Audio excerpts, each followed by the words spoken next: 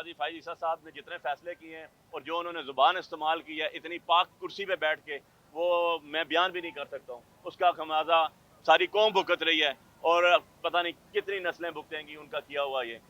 بات یہ ہے کہ میں ہمیشہ کہتا ہوں کہ طاقتور کرسی ضرور ہوتی ہے لیکن باعزت اس پہ بیٹھنے والا شخص ہوتا ہے جو اس پاور کو صحیح معنوں میں استعمال کرتا ہے، جو حق میں استعمال کرتا ہے وہ باعزت ہوتا ہے اور ہمیشہ یاد رکھا جاتا ہے. جو اس کا مس یوز کرتا ہے، جو مس یوز آف پاور کرتا ہے، جو مس یوز آف سیٹ کرتا ہے، اس کا نام ہمیشہ جزیدیت کے ساتھ گنا جاتا ہے. وہ وقت کا فرعون ہوتا ہے جس کا نام لیوا کوئی نہیں ہوتا. تو آپ دیکھیں گے بہت جلد کہ انہوں نے جو کچھ کیا، جو کچھ بویا، وہ خود تو کاٹیں گے ہی کاٹیں گے.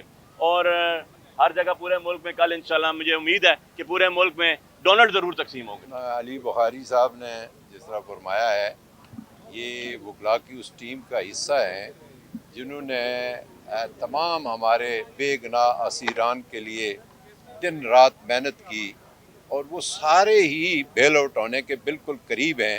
لیکن ایک بیریل لگا ہوا تھا، وہ جب بیریل ہٹا تو پھر یہ پہلی خوشخبری ہمیں ملی ہے بشرا بی بی کی شکل میں.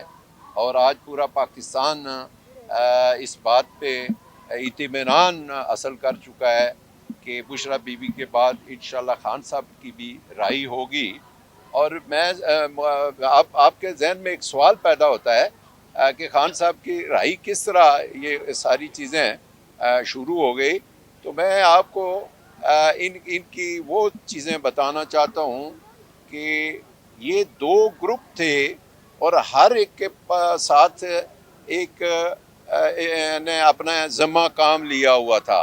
ایک ناکام ہو گیا اور دوسرے نے بڑی محنت کر کے بڑی مشکل سے کامیابی حاصل کی.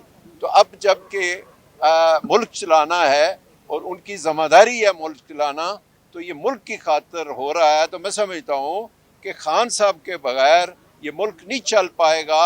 انہی ہی کی بنیاد پر یہ ملک چل سکتا ہے. انہی کی پہچان ہے دنیا میں، انہی کی پہچان کی بنیاد پر ان کو سفیر کشمیر کہا جاتا ہے. انہی کی پہچان کی بنیاد پر آج اگر وہ ہوتے تو فلسطین کا مسئلہ اس طرح نہ ہوتا. آج دنیا میں بے توقیری ہے پاکستان کی. میں سمجھتا ہوں کہ خان صاحب کے آنے سے پاکستان کا وقار بلند ہوگا اور پاکستان کے بسنے والوں کو عزت ملے گی. اور پاکستان میں جو بس رہے ان کے نسلوں کے لیے خان صاحب نے یہ جیل کاٹی ہے اور جیل کاٹ رہے ہیں.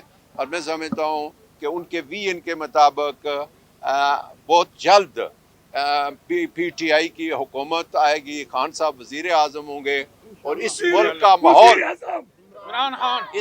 کا ماحول وہ بنایا جائے گا جس کا سٹیٹس دنیا میں جو انسانوں کے لیے ہے وہ بنایا جائے گا.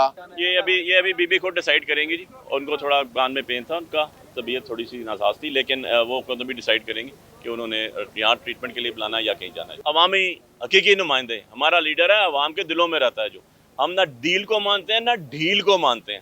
تو ہم نے اتنا عرصہ جو اسے ہم پنجابی میں کہتے ہیں نا پی کاٹی ہے، وہ اس لیے نہیں کاٹی کہ ہم ڈیلیں اور ڈھیلیں کرتے رہیں. ہم حق پہ کھڑے ہیں. ملک پاکستان ہمارا ہے، ہمارا کسی سے کوئی تنازع نہیں، کوئی لڑائی نہیں. ہم حق کی بات کرتے ہیں اور چاہتے ہیں کہ حق ملے. باقی جو ڈیلیں اور ڈھیلیں کرتے ہیں وہ رات کی تاریکیوں میں کرتے ہیں. ہم یہ آپ کے سامنے دن کی اجالے میں کھڑے ہوئے اور اپنے جو موقف ہے، جو اپنی بات ہے، اس پہ قائم رہیں گے. یہ جو ڈیلیں ڈھیلوں کی بات کرنی ہے، یہ جا کے ان سے پوچھیں جو گاڑی کی ڈگیوں میں بیٹھ کے جا کے ملتے تھے.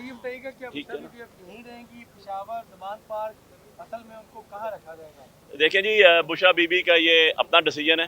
جو وہ کریں گی سر تسلیم خان، وہ ہماری فرسٹ لیڈی ہیں، ہماری بزرگ ہیں اور خان صاحب کی وائف ہیں، first lady of the nation ہے حقیقت میں. اس لیے ان کا جو فیصلہ ہوگا وہ یہاں رہیں، زبان پارک میں رہیں، کے پی رہیں. ہم حاضر ہیں ان کے لیے ہر طرح کا جس قابل ہم ہیں. ہمارے سارے ورکرز، ہمارے سارے عہدیدار، ہمارے سارے پارلیمنٹیرینز کشمیر سے لے کے لنڈی کوتل تک سارے کے سارے آن سنگل پیج ہیں. انشاءاللہ ان کا جو حکم ہوگا وہ مانا جائے گا.